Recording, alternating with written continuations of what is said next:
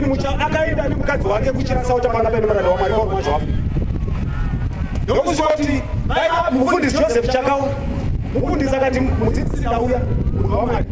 Yaona Austin mucha nemukadzi wake vane dambudziko rokufirwa nevana. Vanoti kuzvara mwana woni Jehovha, kuzvara mwana woni izvo zvavari baba vana kana mwana kana umwe chete. Vane muteereri. Iye kwava kubvunza. Zvinovati ndini namufundisi kanzi ndauya navo kuna Mwari wenyu kuti vavakumirire vagogona kuberekawo vana vanoi vanorarama. Afrika. Zvakanaka mufundisi. Warara pano nhasi tozoenda kugomo rechirasauta tovakumbira kuna Mwari. Zvinoita. Asi vakumbirirwa muranda waMwari Paul Mwazhafu akataura kuti izwi raMwari riri kutaura mandiri richiti nhasi uno kune Western mucha nemukadzi wako muteerera wani wapera. Muchaenda munobereka vana, uchabereka mwana musikana wokutanga achavarura vana vachatanga kurarama mukati meupenyu hwenyu. Mugomutumidza zita rinoti Tsitsi nokuti manzwirwo aTsitsi naMwari. Afrika. Anonyora mubhuku yokutuma kwake achiti vakaenda kumusha kwavo vaine mufaro unobva mutariro yokuti vachave nevana. Unoona chinhu chinotibatsira kana muranda waMwari ataura Paul Mwazhafu kuva netariro yekuzvataurwa zvichaita. Ava vanhu vakatobva vane mufaro kare sekunonzi nhumbi yacho yanga yatobata izvo havanga vachiri kuchirasauta asi vanhu vakatobva vaine mufaro waibva mutariro yekuti vachave nevana. Afrika. Anonyora muranda waMwari achiti vakaenda vakanogara. Mukadzi akabata mimba akagobereka mwanasikana nobva vamutumidza zita rokuti Tsitsi sezvakarehwa naMweya Mutsvene. Afrika. Varumura Tsitsi ndokubva vabereka Shepherd.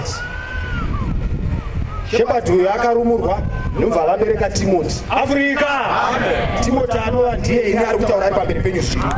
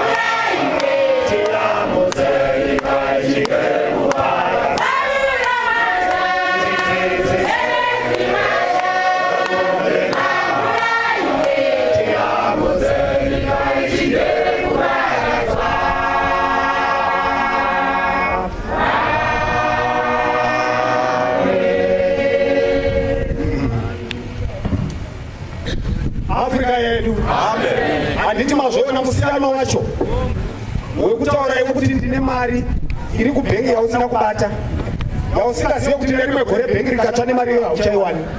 Asi ane mari muhomani toiburikisa kuti ndine mari iyi yachiratidza vanhu. Afrika ndo exhibit ndo uchapupu wokutumwa kumuranda waMwari Paul Mwazhafu. Saka tingati manyepo.